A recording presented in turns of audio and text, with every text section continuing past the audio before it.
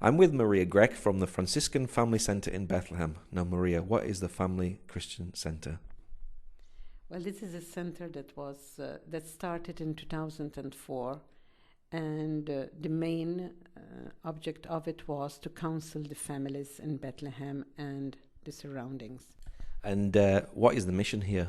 Well, our aim here is to continue to help our families live in Bethlehem with the situation that they are living in, trying to help them in counseling sessions, and then by visiting them in their homes, and then see how we could help them materially. Is there a big need for counselling here within the community?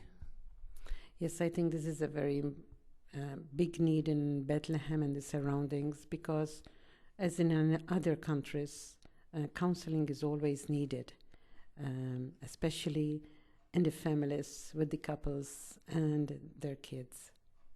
What sort of difficulties do they face in the community? Well, I think the biggest problem that they find in their families is that they are not having enough work.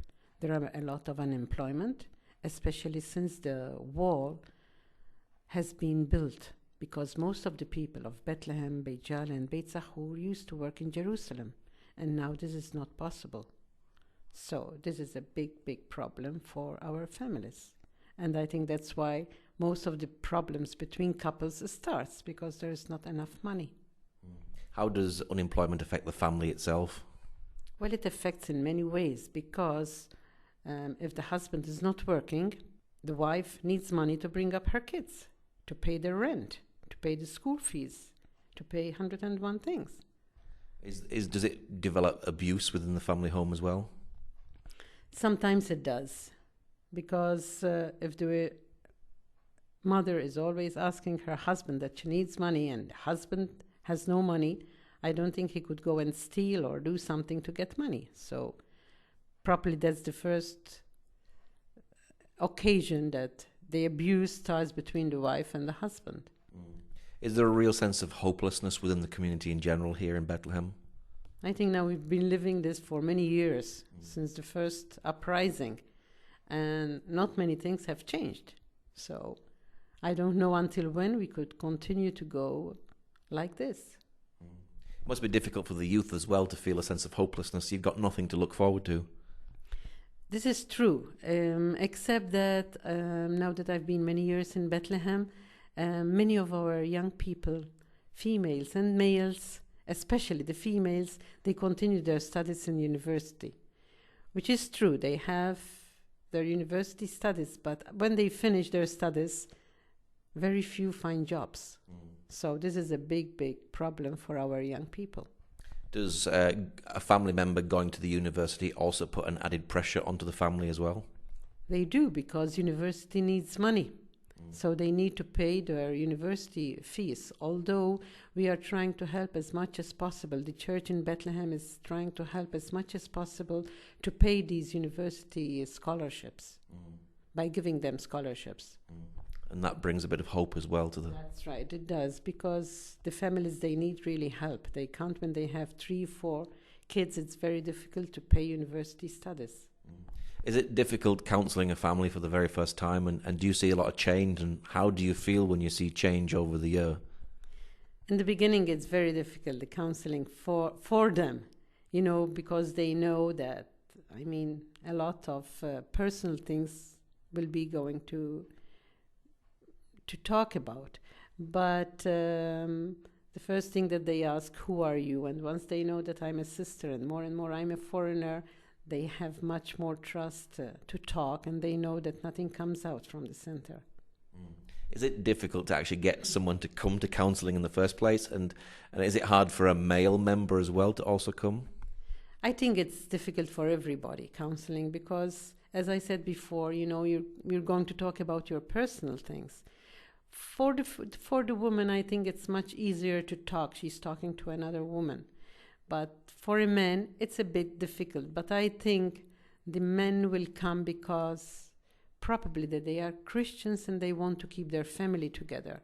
So that brings them to this center, because they know that their family, it's in a big question of probably being separated, and their family is going to break one way or another. So they prefer to come to counseling and try to keep the family together. Now, you also do a renovation project. Tell us a little bit more about that. Yes, through counseling, when somebody comes new in the center, we visit the family to see why the woman is so depressed and why they came to the center, why they are asking for separation. So seeing the house that sometimes they are living in, if they are living with the in-laws, they're just living in one room and they have to share the kitchen or share the bathroom. It's very difficult for the young family. So it was through seeing these things that we thought about how to give them more a dignity way of living. And this came out by maybe I was thinking if I add a kitchen to them or add a bathroom to them, and like that they will be more separated from their in-laws, or having an extra room because they have their kids, boys and girls, sleeping together, and by building a room we separate the boys from the girls. And boys and girls sleeping together, this also could bring problems to the family. So we give this our priority to separate the girls from the boys. So the physical brought practical to the counseling aspect as well. Exactly. And through doing this work, we are giving work to our young fathers that found themselves without work. The big unemployment that we have in Bethlehem.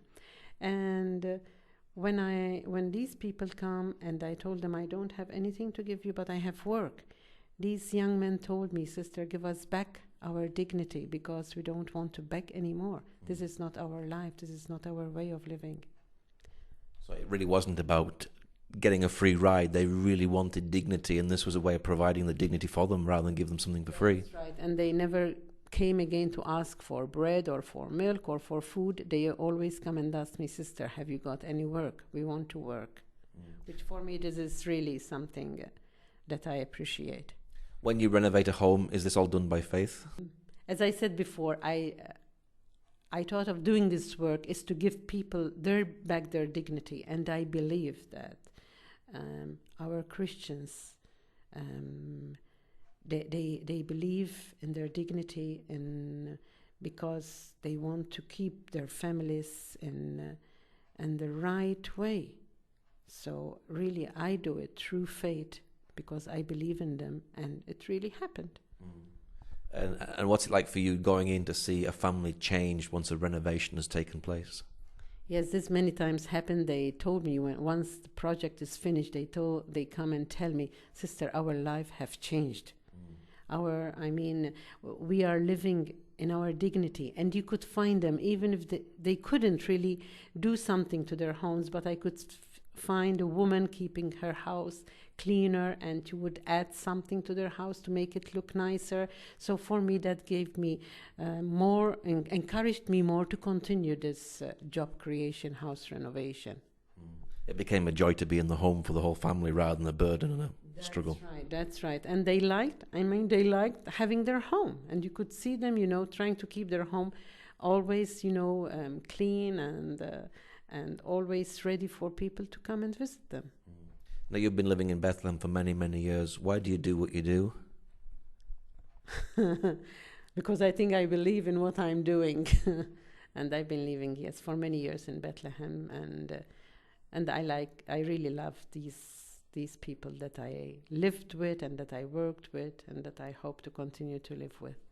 Is it building a good relationship from the church side towards Palestinian community? I think, yes, the relation between the church and the Palestinian was always very good, and the church was always there to help them in their difficult times, because Bethlehem went through 2 uprisings, and when the church was taken over, so this brought a lot of poverty to Bethlehem. So the church was always there to help them to get back a bit on their feet and start again. The sad thing is many Christians have actually left this community as well, haven't they? Yes, many left in the year 2000. Many left. And I think the situation, because of the situation, many people that could leave left. And unfortunately, we have to continue now to encourage the few Christians that are left in Bethlehem to remain here. And that's why this job creation was started to encourage our living stones to remain in Bethlehem, trying to give them work, trying to make their homes look better. By saying this, it's not having a luxury home, but by having, the really first necessity.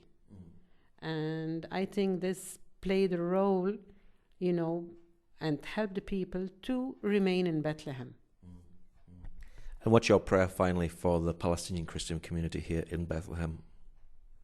What I would like is that we learn more how to live together with our Muslim brothers, and we live as a big family in Bethlehem.